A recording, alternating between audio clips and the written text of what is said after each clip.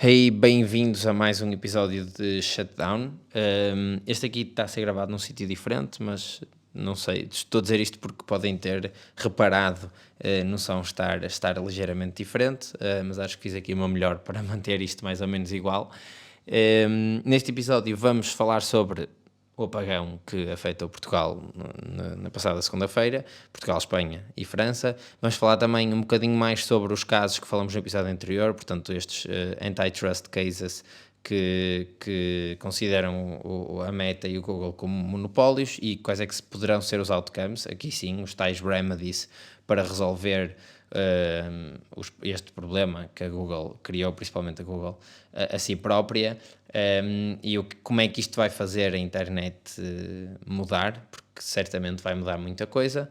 E depois mais umas notícias sobre AI e umas notícias mais rápidas no final. Entretanto, relembro mais uma vez que se vocês estiverem a construir alguma coisa com AI, relembro duas coisas. Portanto, se estiverem a construir alguma coisa com AI, uma, têm acesso ao AI Grant da Leica Ventures, que tem imensos recursos para quem está a construir com AI, portanto não há mesmo desculpas para construírem os vossos produtos. E a segunda é que a própria Leica Ventures é um dos recursos e, portanto, vocês, se os contactarem e se aceitarem o programa deles, podem ganhar um co-founder com muita experiência em imensas áreas e se vocês estiverem encarregues da parte da construção, eles conseguem ajudar-vos numa série de outras áreas para levarem esse MVP, portanto validarem esse MVP que vocês estão a construir e transformá-lo numa empresa. Vão até likeaventures.co ou aos links que estão na descrição, portanto para o AI Grant ou para o próprio site da Leica Ventures, vejam como é que eles vos podem ajudar e contactem-nos. Antes de irmos para o episódio, malta, se têm ouvido os últimos episódios, se têm gostado da análise, opinião, notícias que eu tenho trazido para aqui, por favor partilhem isto com alguém que achem que também vai gostar, é a melhor maneira de me ajudar. E se estão a ouvir e ainda não estão subscritos, por favor não se esqueçam, que é para depois receberem os próximos episódios, para se manterem sempre a par destas novidades que vos tenho trazido aqui semanalmente. E agora sim, vamos para o episódio.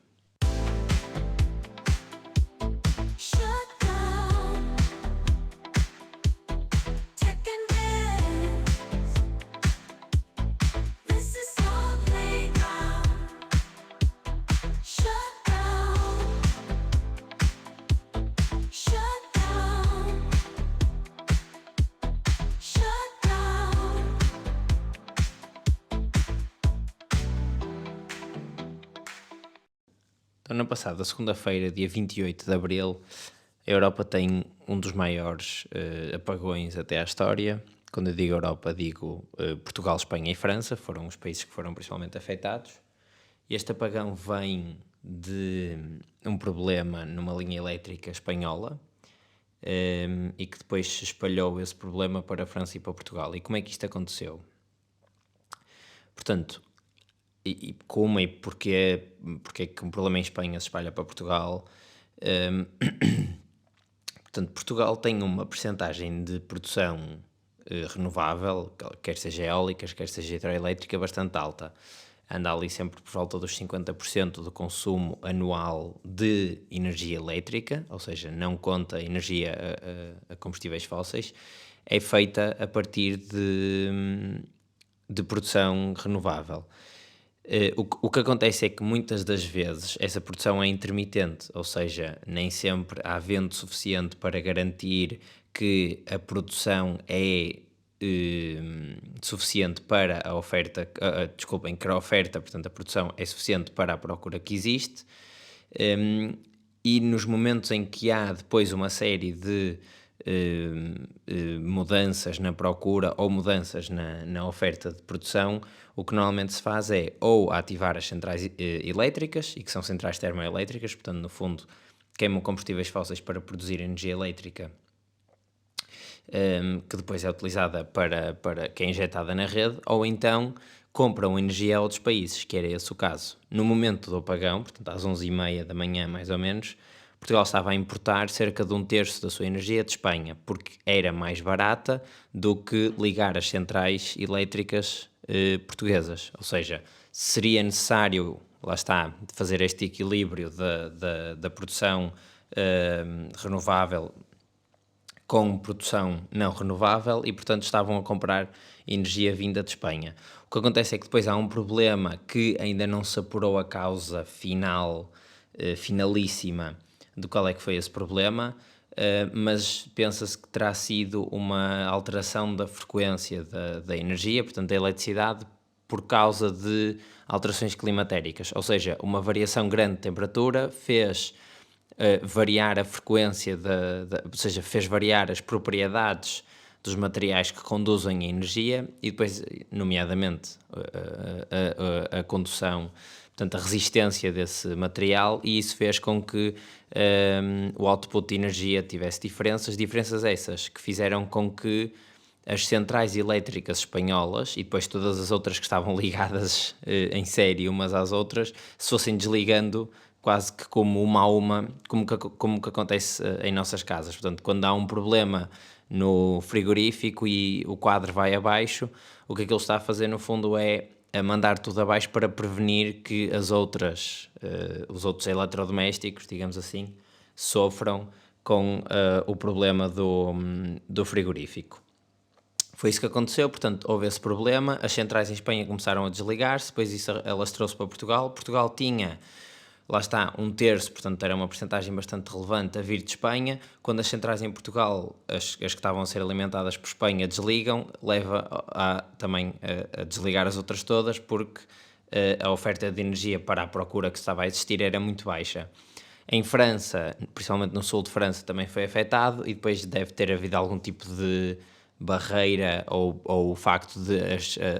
a ligação depois não ser se calhar tão linear, não sei, fez com que até França, digo, mais central, digamos assim, não se tenha passado esse problema. Depois, para voltar a ligar, o que é que Portugal fez? Portugal está numa posição um bocadinho ingrata neste sentido, ou seja, ter a rede interligada com outros países é bom porque, por um lado, permite que aconteçam coisas como ir comprar energia mais barata quando ela é mais barata e, portanto, isso é uma vantagem para nós. E quando existem estes problemas, teoricamente é mais fácil de os resolver porque podemos pedir energia emprestada à Espanha. Ou seja, vamos pensar se o problema se fosse causado em Portugal, portanto, se houvesse um problema destes em Portugal, para repor a energia, Portugal podia pedir uma injeção de energia de Espanha, portanto, comprava energia que Espanha tivesse a produzir a mais e compensava o facto de uma outra central se ter desligado. Neste caso, o problema, como vem de Espanha, não dá para fazer isso e Portugal está na periferia, portanto não consegue pedir ajuda a mais ninguém. Por exemplo, Espanha consegue pedir ajuda a Portugal, a Marrocos, a França, porque está ligada a essas redes todas. Portugal acho que só está ligado à Espanha e, portanto, é muito mais complexo para conseguir voltar a produzir energia. E o que é que eles fizeram? O que eles fizeram foi ligar outra vez as centrais elétricas. Portanto, há duas principais, uma que alimenta ali a área do Porto e uma que alimenta a área de Lisboa. E a seguir a isso foram ligando zonas do país com algumas restrições, obviamente, e que fizeram com que, entretanto, grande parte do país já tivesse recuperado a energia. Estou a gravar isto segunda à noite, portanto, a esta hora acho que grande parte das cidades já recuperaram praticamente todo o funcionamento. Existiram imensos problemas, portanto, houve problemas no tráfego aéreo, houve problemas, esses sim, muito mais agressivos nos comboios e nos metros, em que as pessoas ficaram presas dentro dos metros e dos comboios, elevadores, teleféricos. Um dos problemas que estava a afetar principalmente o país era problemas nas comunicações, ou seja, as empresas de telecomunicações, portanto, Vodafone, NOS, Meo, etc. Como é que elas operam? Elas têm uma série de antenas espalhadas pelo país que espalham a rede, principalmente a rede 5G e 4G, porque é uma onda mais curtinha e, portanto, têm de estar mais perto. A onda menos potente, portanto, a que conduz menos dados, mas que dá para fazer as chamadas e não dá para ligar os dados móveis, é ou está mais associada a antenas que cobrem uma área muito grande, e que isto é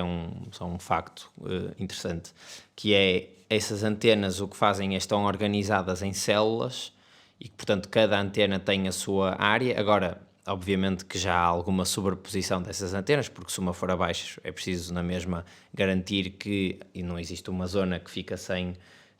conexão, portanto, sem rede móvel e, portanto, que não consiga funcionar normalmente.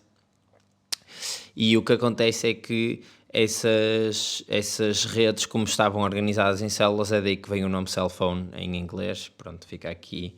o fun fact. Mas o que é que as telecomunicações fizeram? Desligaram as antenas 5G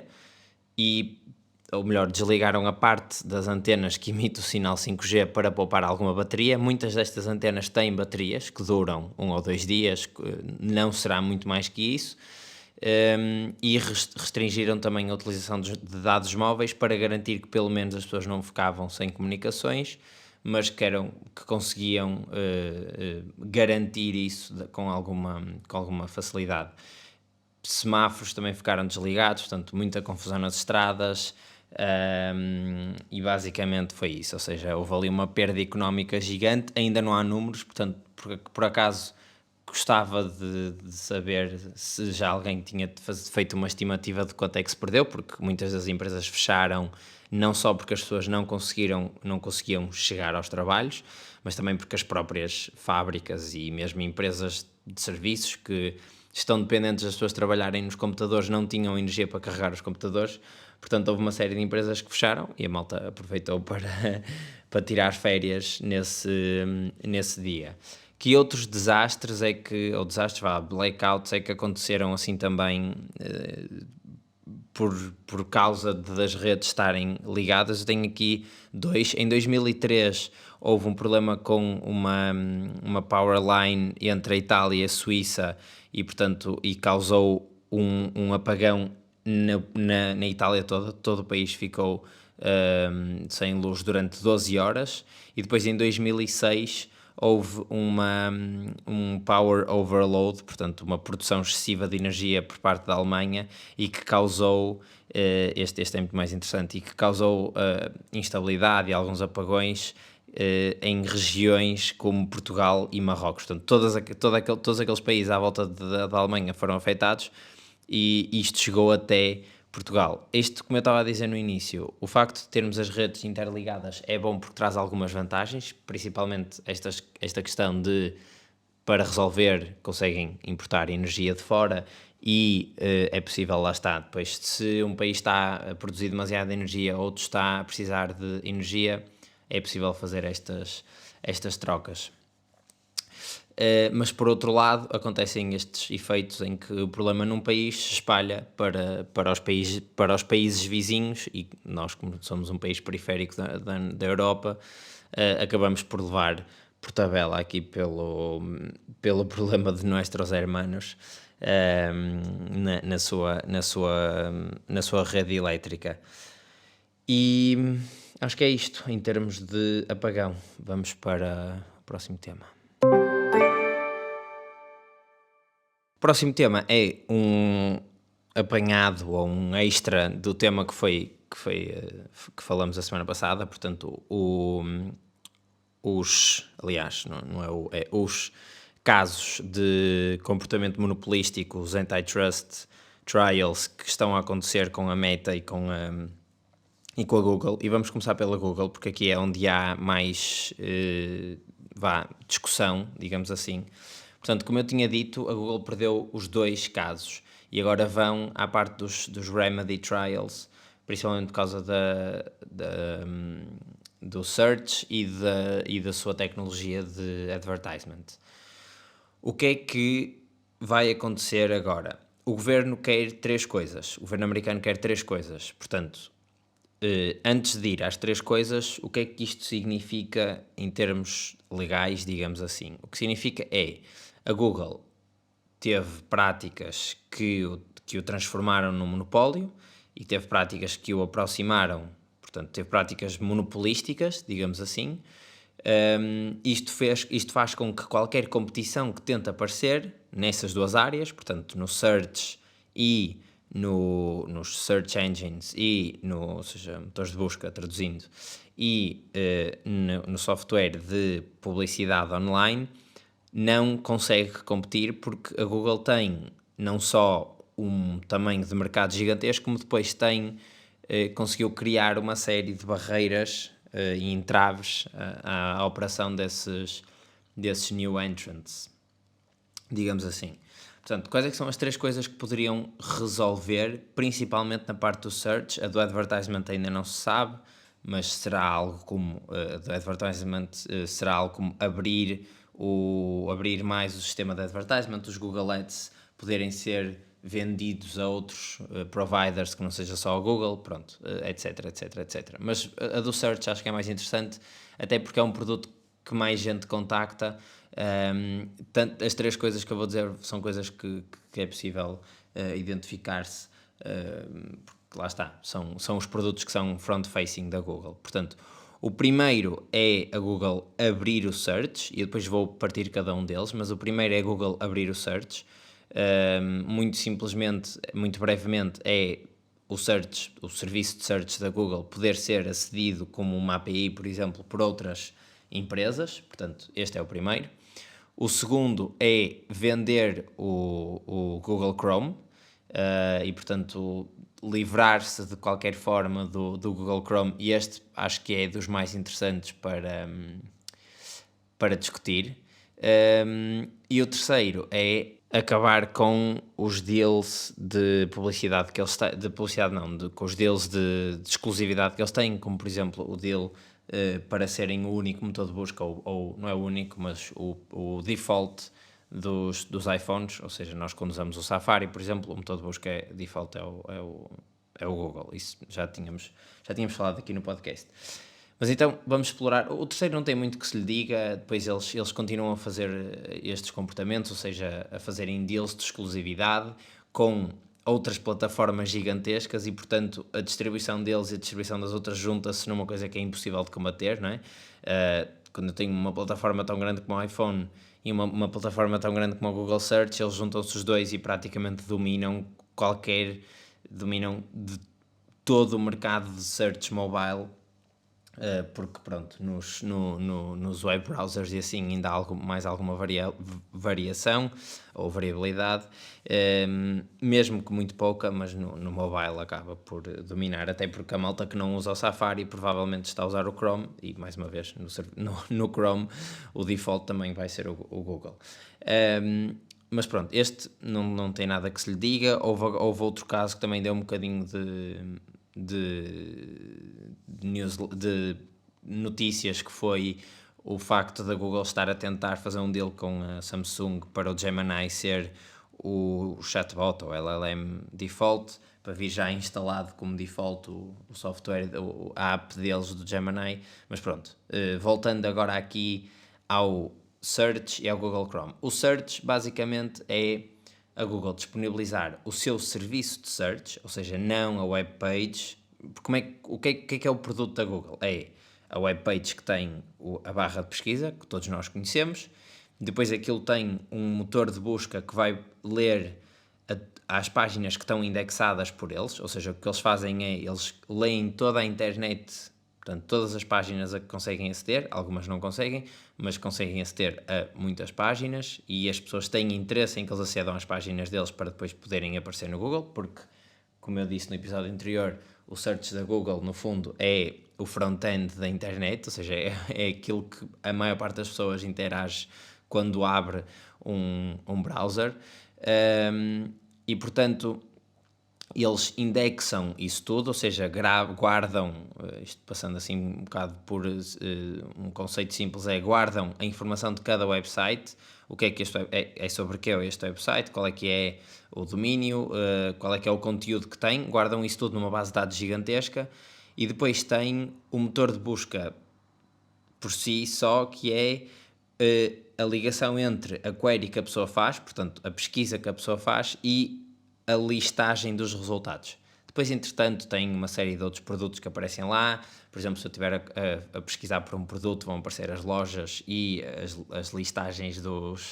das vendas desses produtos, ou seja, do produto para comprar. Também tem agora os AI Overviews, tem o Maps, etc. Mas vamos pensar no Search, que é o que estamos aqui a falar. Portanto, é isso. Caixa de texto, query que o utilizador faz e depois eles tentam fazer o melhor match entre a query que o utilizador faz e a lista de websites que existem na internet ranqueados com um algoritmo qualquer que ninguém sabe qual é que é. Pronto, e o que o governo americano diz é qualquer competidor que apareça agora não consegue, ou qualquer empresa que queira entrar na indústria de search não consegue entrar porque o vosso search é demasiado bom e porque também está demasiado bem distribuído. E, portanto, a luta justa seria nós nivelarmos todos os competidores. Como é que se nivela todos os competidores? Não é por baixo, é o melhor tem de ser acessível a todos. Portanto, o Google tem de ser, ou o motor de busca da Google tem de ser acessível a todos. E para isso vocês vão ter de abrir o funcionamento do vosso motor de busca e, portanto, disponibilizá-lo, por exemplo, via API, e por cada query que as pessoas fazem,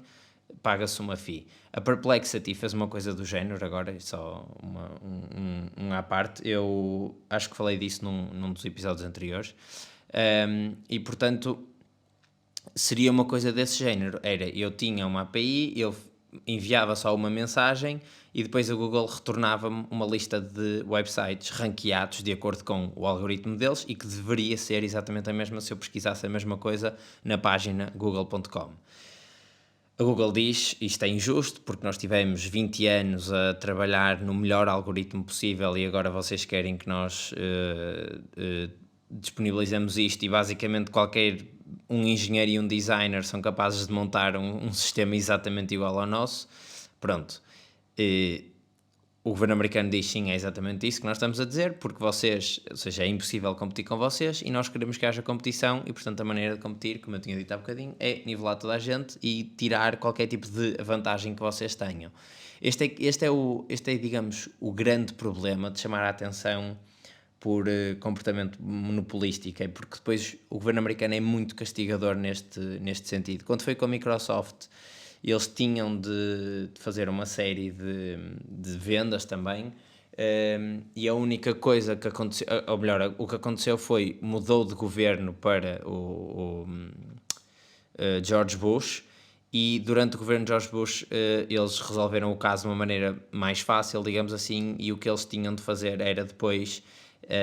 garantir só que quando vendiam um sistema operativo a um computador, as aplicações da Windows não eram as default e não vinham por default instaladas. Mas isso fez com que o governo americano estivesse sempre em cima deles durante uma série de anos. E isso, mais uma vez, traz desfoque para as empresas e defende-se muito que isso tenha sido a razão pela qual, nessa altura, portanto ali por volta dos anos 2000 até 2010, a Apple tenha feito um comeback gigante via MacBook, porque se a luta fosse, ou seja, se a luta de software, digamos assim, fosse via apps, a Apple não tinha qualquer tipo de hipótese, ou seja, a suite de aplicações que a Microsoft tinha e a quantidade de desenvolvedores que estavam a trabalhar para a Microsoft era de tal maneira superior à Apple, e que na verdade o que fez salvar a Apple foi o facto de se mudar tudo para a internet. A Microsoft estava preocupada com uma série de problemas que tinha e que não podia fazer enforce, por exemplo, do seu browser nos computadores, e tinha de permitir que as pessoas escolhessem qual é que seria o browser default e etc, etc, etc, porque tinha o governo americano ali a morder os calcanhares. E isso permitiu que a Apple ganhasse muito terreno, principalmente lá está, porque a internet mudou-se toda para a web e web apps qualquer computador corre, não precisa de tanto desenvolvimento. Depois, entretanto, como há mais malta a comprar e a ter interesse,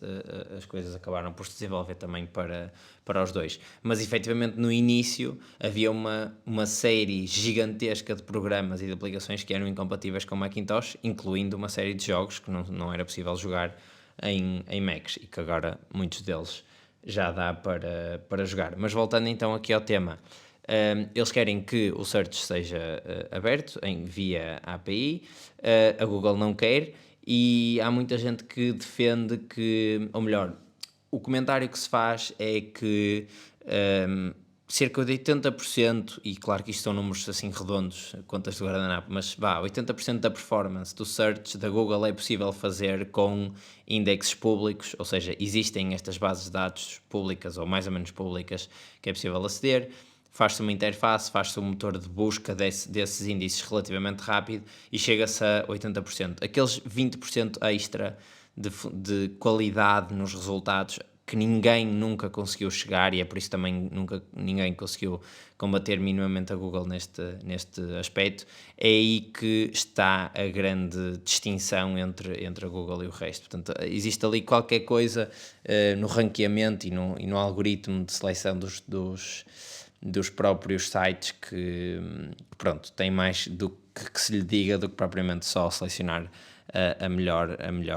oferta. E depois, claro, isto alimenta o seu negócio de Google Ads, porque as pessoas querem aparecer primeiro,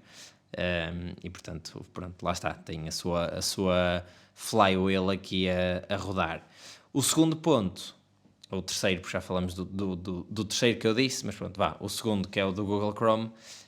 também acho que é muito interessante. Porquê? Porque o Google Chrome, por si só, portanto, um browser não é propriamente um bom negócio. Ou seja, existem muitas empresas que tentam fazer um browser. Por exemplo, a Firefox tem um Mozilla Firefox, é um browser que até é usado por bastantes pessoas. A questão é como é que eles ganham dinheiro, é porque estão a licenciar, lá está, o seu default search à Google, e é daí que eles ganham, porque a Google assinou um contrato com eles a dizer o motor de busca default somos nós, e portanto todos os vossos utilizadores vão interagir connosco, e eles, sim senhor, e é assim que eles ganham dinheiro. O Arc, por exemplo, estava a passar algumas dificuldades a tentar monetizar as suas features, ou seja, ter um browser da internet não é uma coisa que seja por si só muito lucrativa, não é um bom negócio. No entanto, um browser é uma das, se não a mesmo, acho que o Chrome é provavelmente a plataforma que chega a mais pessoas na internet, ou seja, os smartphones, se pensarmos no iPhone ou no Android, são plataformas que chegam a muita gente, mas nada como o Google Chrome, que é utilizado por praticamente metade da população mundial, e portanto qualquer coisa que eles queiram distribuir tem ali uma plataforma super potente para chegar a imensa gente super rápido. Principalmente com o Search, porque no Google Chrome o Google Chrome alimenta não só o facto das pessoas estarem a usar a Google, obviamente, e todo o tipo de sinergias que existe de estarem a usar um browser que é feito pela empresa que tem o Search, como também ou seja, a capacidade que o Google Chrome tem de recolher dados sobre os utilizadores e que depois vão melhorar o search, lá está, os tais 20% que mais ninguém consegue fazer, e não só melhorar o search, como depois melhorar todos os outros produtos que a Google fez. Isto é, digamos, a grande vantagem de ter um browser, é ter uma plataforma de distribuição bastante potente. E como eu disse antes, a maior parte da interação agora com os computadores é feito online, é feito na cloud, é tudo online, é tudo web apps, é tudo aplicações que estão a correr no Chrome e, portanto, basicamente o Chrome, no fundo, é um application runner que está ali a correr coisas para nós e que veio facilitar imenso, lá está, esta questão de não termos de ter as apps desenvolvidas para Windows, para Mac, para Android, para iOS, ok, aquilo corre no browser e o browser é universal e, portanto, esta Open Internet acaba por também ser muito bom para nós. E porquê é que eu falei deste conceito, desta Open Internet? Isto porque houve muitos avanços, digamos assim, na qualidade da internet e do browsing na internet que veio exatamente pelo facto ou pelas coisas que o Google Chrome trouxe. Por exemplo, chats online estão muito... a qualidade dos chats e ser possível ter estes chats online quase em tempo real veio muito desenvolvimentos feitos pela equipa do Chrome e do projeto Chromium. Este projeto Chromium é basicamente, digamos que todos os browsers, não são todos, mas muitos dos browsers, tirando tipo o Safari e o Firefox, são construídos em cima da mesma tecnologia que é isto do Chromium. Por exemplo, o Edge é construído em Chromium, o Arc é construído em Chromium, e por isso é que também, por exemplo, as extensões do Google Chrome funcionam nestes browsers diferentes. Isso, lá está, a tecnologia que eles trouxeram permitiu ter chats com melhor qualidade, permitiu ter uma coisa muito importante que é reprodução de vídeo com muito melhor qualidade do que antes deste projeto. Isto porque, surprise, surprise, a Google também tem uma das maiores plataformas de streaming de vídeo online, que é o YouTube, e portanto dava-lhe jeito, ter um browser que fosse muito bom a reproduzir aquele conteúdo, e dois, perceber o que é que as pessoas estão a ver online, lá está. Isto porque muitos destes improvements que eu falei têm a ver com o facto de a Google querer ter o melhor serviço para as pessoas usarem mais e conseguir recolher mais dados e melhor esses dados. E, portanto, o Chrome serviu esse propósito de recolha de dados e, portanto, de ser uma plataforma que as pessoas quisessem usar. Ou seja, há muito mérito aí, mas o governo americano quer que eles vendam o Chrome porque, lá está, é mais um dos ganchos que põe esta flywheel a funcionar e que alimenta todos os outros processos, todos os outros negócios da Google. Quem é que poderão ser os compradores? É assim, há duas empresas que são mais ou menos óbvias, uma delas muito mais óbvia do que a outra, ou pelo menos muito mais capaz do que a outra, e depois há uma série de outras empresas que poderiam estar interessadas just because, mas as duas que são as mais óbvias são, obviamente, a OpenAI e a Perplexity. A Perplexity porque gostava só de conseguir fazer mais coisas, e eles já estão a trabalhar no search, portanto seria um bom improvement ao produto que eles já oferecem, ou seja, o search da Perplexity estar disponível no Chrome já espalhado por uma série de pessoas, mas acho que não têm capacidade para isso, ainda são muito pequenos e o Chrome não será vendido por 2 tostões. O outro, acho que é a OpenAI, que é uma empresa que, por um lado, não tem problemas de comportamento monopolístico, porque existem outros modelos, a própria Google tem modelos de AI, a Meta também está a lançar agora serviços de AI, o xAI também tem os seus modelos, ou seja, não está sob fogo do DOJ ou do FTC, portanto pode fazer estes moves de aquisições arriscadas, digamos assim. E para além disto tudo, ou seja, para além disto, há mais 2 fatores que eu acho que são relevantes, que é o facto de eles estarem a trabalhar num produto, eles próprios também têm o search, num produto que eu acho que é bastante complementar com o produto que eles, ou seja, com o Google Chrome. Portanto, eles conseguirem embeber toda esta inteligência dos modelos da OpenAI e este reach, e esta distribuição que o Google Chrome tem no Google Chrome, acho que seria ótimo para eles, porque tornava o seu produto ChatGPT, que é uma coisa que vive um bocadinho isolada, portanto a aplicação vive um bocadinho isolada do resto do computador, do resto das aplicações. Quando usamos no browser, lá está, é uma web app de browser, também vive isolada do resto tudo. Quando o browser passa a ser a própria interface do ChatGPT, de repente começa a ser uma coisa muito mais potente e correr aplicações às quais o ChatGPT passa a ter acesso porque está embebido no browser, e que depois vão também dar feedback para este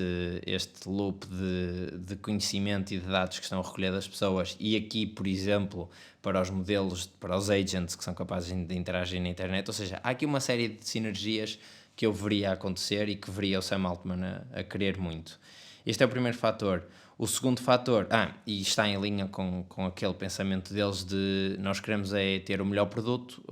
os modelos de AI vão ser uma commodity, ou seja, nós vamos estar sempre na forefront, ou vamos tentar estar sempre na forefront e sermos os melhores modelos de AI, mas sabemos que isto depois ou seja, os modelos vão ser bons o suficiente, qualquer um deles, e portanto nós queremos ter o melhor produto. O segundo fator é que o Sam Altman parece não ter dificuldade nenhuma a levantar caminhões de dinheiro para comprar o que quer que seja e para investir na própria empresa, e, portanto, se ele conseguir fazer um bom business case e apresentá-lo aos seus investidores, certamente vai conseguir levantar uma batelada de dinheiro para adquirir o Google Chrome. Portanto, acho que estas duas empresas são as que estão mais interessadas, sendo que a OpenAI provavelmente é o melhor candidato. A Google não parece que sairá muito satisfeita se esta venda se proceder, mas a grande conclusão aqui, pelo menos para mim, é que provavelmente nos próximos 2, 3 anos a internet, tal como a conhecemos hoje, vai ser um sítio muito diferente. Isto se o governo americano for avante com estas exigências. Portanto, vamos deixar de ter um Chrome que pertence à Google, o Search vai passar a estar democratizado e, portanto, vão aparecer muitos mais produtos desse género, e isto vai trazer aqui uma revolução. E toda a exclusividade da Google também deixa de existir, portanto, a própria Apple, se calhar, pode ter interesse de fazer um produto de Search, porque, lá está, tem uma plataforma gigante e o Search sim é um negócio interessante, o browser não, o Search sim, por si só, e portanto a Apple já tem a plataforma, tem os iPhones, tem os Macs, pode fazer um Search super potente no Spotlight, que é aquele atalho de pesquisa do Mac, por exemplo. Ou seja, há aqui uma série de coisas que vão mudar nos próximos 2, 3 anos, ainda por cima fueled por AI, vamos ver muitos mais produtos, ou seja, se estas coisas passarem todas a ser abertas, vamos ver muitos mais produtos interessantes a aparecer, e acho que pronto, é entusiasmante de certa forma ver estas coisas acontecer, porque não sabemos o que é que vem daqui, podem ser coisas muito boas, podem não ser coisas boas, mas lá está, a Google está em sarilhos, e eles se venderem bem, ou seja, a empresa continua a poder funcionar e continua a ser um gigante, eles vão sempre arranjar a sua maneira de sair bem deste problema, até porque eles têm advogados bastante bons, certamente, e portanto acho que não vai acontecer tudo como o DOJ quer. Algumas das coisas certamente vão ser como a Google quer. Há uma exigência extra que pode vir a acontecer se eles não quiserem fazer estas, que é vender o Android. E vender o Android, portanto a Google neste momento é dona da Android, ou seja, qualquer telemóvel que queira ter o sistema operativo Android tem de pagar uma FIA à Google, é assim que funciona, e o Android também acaba por ser, de certa forma, uma boa plataforma de distribuição de tudo o que a Google quer fazer, não é? O sistema operativo Android é feito pela Google, portanto os sistemas de inteligência Gemini são embebidos lá, etc, etc, etc, e isto também acaba por ser outro fator de distribuição, se calhar não tão grande como o Chrome, mas poderá ser mais relevante porque é um bocadinho mais fechado, digamos assim, e portanto isto pode ser outra coisa que a Google não quer fazer, mas que poderá ter de fazer se não respeitar aquilo que o governo americano quer. Mas é isto, basicamente é este o resumo. Acho que as coisas vão mudar, a Google pôs a jeito, digamos assim, e agora vai sofrer as consequências. Provavelmente muitas empresas vão surgir daqui, desta quebra destas coisas todas, e eles podem vender o Chrome, pode ser fazer uma spin-off, ou seja, separá-lo e ser um negócio separado. Alguém tem de ressarcir os shareholders da Google dessa separação, ou seja, não pode ser exatamente a mesma empresa a ficar dona das duas coisas, mas eles podem vender não a outra entidade, mas vender, por exemplo, a um grupo de investidores qualquer, e depois aquilo ser operado como uma empresa individual, e não ser, por exemplo, se fosse para a OpenAI, seria embebido nas operações da própria OpenAI. Mas é isto. Acho que sobre o outro caso de antitrust, houve um depoimento do Systrom, que era um dos co-founders do Instagram, em que ele disse basicamente que o Instagram, quando foi comprado, o objetivo era mesmo ser aniquilado. Eles removeram o acesso a imensos recursos, mas depois provavelmente perceberam que ainda assim o Instagram conseguiu chegar onde chegou e começaram a reinvestir e a fazer uma série de mudanças, e passou a ser a plataforma principal, apesar de não ser a que tem mais utilizadores. O Facebook continua a ter mais utilizadores, mas passou a ser a plataforma principal em termos de mostrar novas features, ou melhor, em termos de ser a coleção de cópias de features, porque o Facebook é isso, ou a Meta é isso, é uma empresa muito, muito, muito, muito boa e muito, muito, muito, muito rápida a copiar as features de uma maneira relativamente interessante. Mas é isso, isto são os updates e isto pode trazer mudanças àquilo que eu tinha dito, que era a Meta é que levou o Instagram ao nível que ele é hoje, mas se isto que o Kevin Systrom disse for verdade, significa que na verdade eles até estavam sem recursos no início e conseguiram chegar onde chegaram apesar de estarem sem recursos, e portanto isso torna o caso de monopólio muito mais interessante e muito menos vantajoso para a Meta, porque eles de repente passam a fazer uma aquisição para matar e não uma aquisição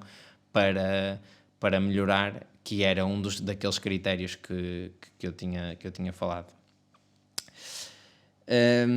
Uma coisa que eu me esqueci de dizer sobre o outro tema. Quem é que são as empresas que estão a esfregar as mãos disto estar a acontecer? Uma delas é a Apple, de certa forma, porque portanto o Chrome sai, o Search para eles é mau porque eles provavelmente vão perder o deal, mas podem eles investir num produto e já têm a distribuição. A Microsoft também, não sei se está a esfregar as mãos, mas pelo menos está-se a rir de olha, isso aconteceu-nos, agora é a vossa vez. E a OpenAI é claramente a empresa aqui que está muito mais satisfeita, porque de repente passa a ter a Google desfocada dos seus modelos de AI e preocupada em como é que vão vender o Chrome, passa a poder ter uma oportunidade de compra do Chrome, que é um produto super interessante, e portanto de repente começa a disparar em várias frentes e ultrapassa ali o Google em várias indústrias e várias aplicações. E é isso, vamos ao próximo tema. Chegamos aqui ao nosso Like a Moment, em que falamos sobre notícias relacionadas com inteligência artificial. Temos aqui duas. A primeira é que em Itália houve um jornal chamado Il Foglio, portanto deve ser a Folha, que foi escrito, ou que lançou uma edição que foi escrita inteiramente por AI, desde os títulos até ao texto, até à ironia que fizeram em algumas das crónicas. Portanto, foi tudo escrito por uma AI, depois, claro, supervisionada pelos editores. A questão é, isto é engraçado, acho que poderá ter o seu papel principalmente em notícias mais repetitivas, resultados de jogos de qualquer desporto, tempo, etc. E os próprios jornais já começam a adotar isso. Um jornal inteiro parece-me que poderá não ter, pelo menos da parte investigativa, ou seja, se for as notícias que saem da lousa e assim pegar nelas, alterá-las ou basear-se nelas para escrever outra coisa, tudo bem, mas a parte investigativa, portanto, os agentes são super inteligentes até os tirarmos da internet e a partir daí passam a ser aplicações completamente inúteis, ou seja, não conseguem interagir propriamente muito bem com o mundo real e com pessoas, pelo menos para já. E portanto essa parte investigativa acho que ainda vai faltar um bocadinho. Poderá haver agentes que comecem a fazer chamadas para testemunhas e a recolher imensa informação, e portanto isto faz com que o jornalista ganhe imensos ouvidos e imensos olhos e imensos blocos de notas para tirar esses apontamentos, ou seja, em vez de estar ele a contactar 10 testemunhas para estudar um caso qualquer, se calhar põe o seu agente a contactar, por exemplo, as testemunhas que têm menos a dizer, e as testemunhas mais valiosas continua a ser ele, e acaba por poupar imenso tempo e depois ter uma série de resumos interessantes para trabalhar com. Mas é interessante ver estas empresas mais tradicionais, digamos assim,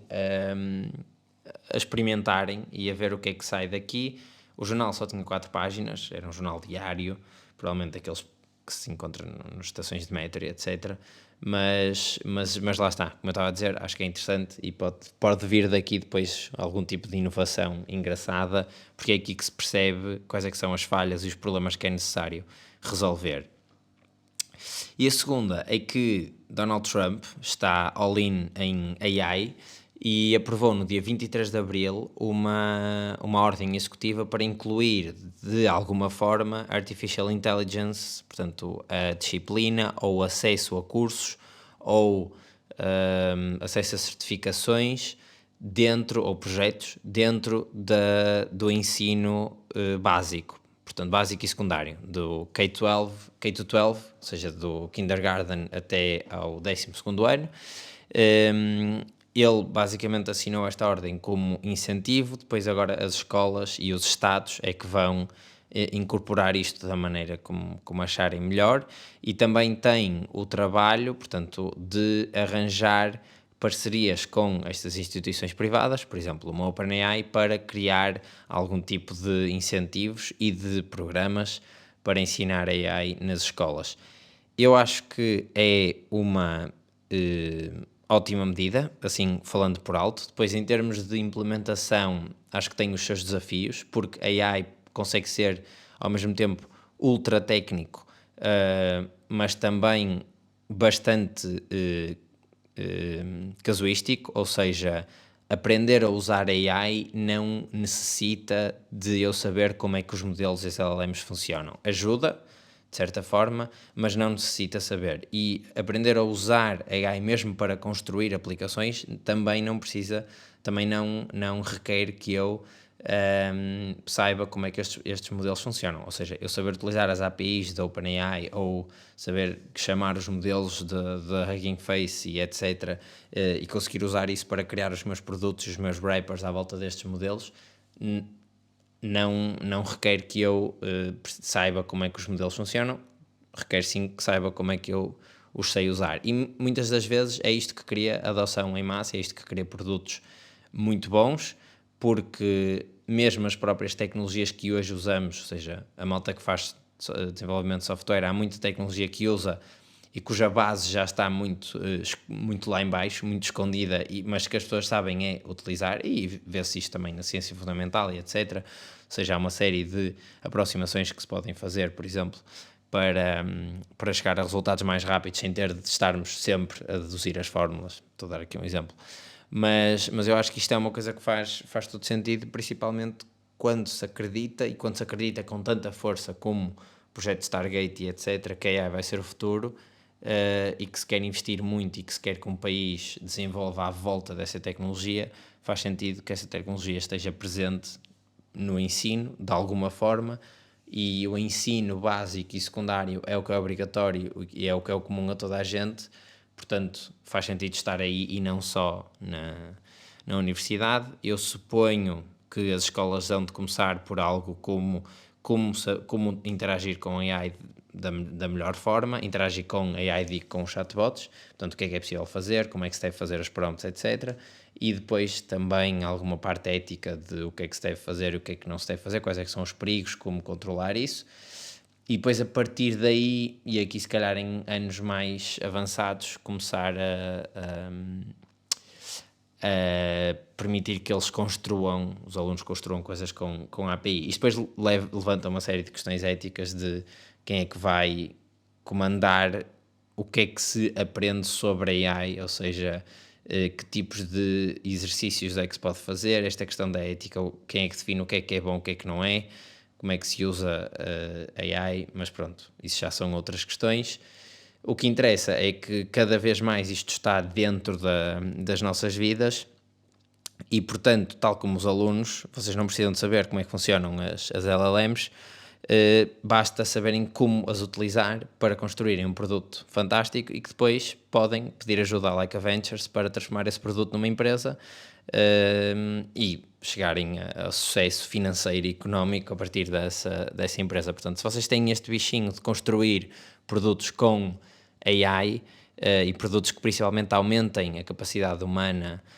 com o recurso a AI, no Founder Tales estávamos a ouvir num dos episódios que ainda vai sair, ouvimos um conceito que em vez de ser software as a service, é service as a software, ou seja, serviço empowered by software, e portanto acho que isto provavelmente, este caso dos jornalistas é um ótimo exemplo, ou seja, os jornalistas passam a conseguir fazer muito mais, e se vocês têm ideias para produtos deste género, vão a likeaventures.co ou o link está na descrição e vejam como é que eles vos podem ajudar a concretizar essas ideias. Agora, uma outra notícia mais rápida antes de fechar. Ok, duas notícias mais rápidas. A Apple e a Meta foram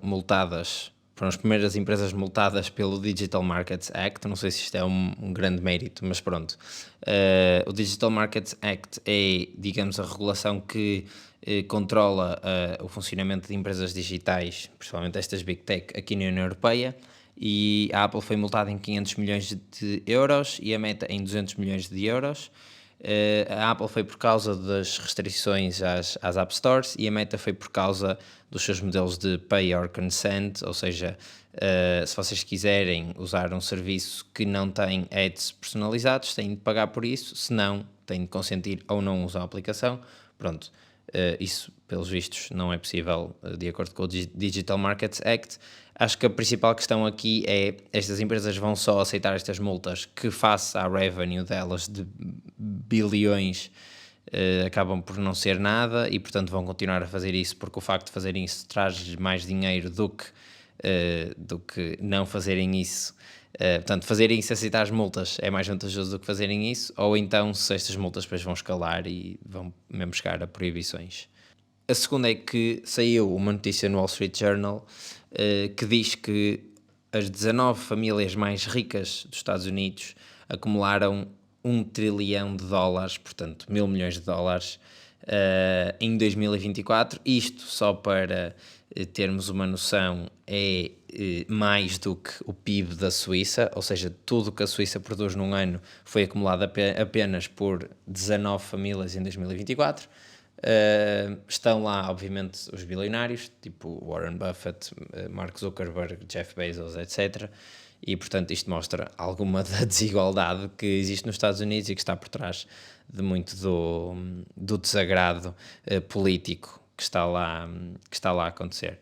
E foi isto, episódio de Shutdown desta semana. Se gostaram, se ouviram até agora, partilhem com alguém, é mesmo o mais importante. E vemo-nos na próxima semana.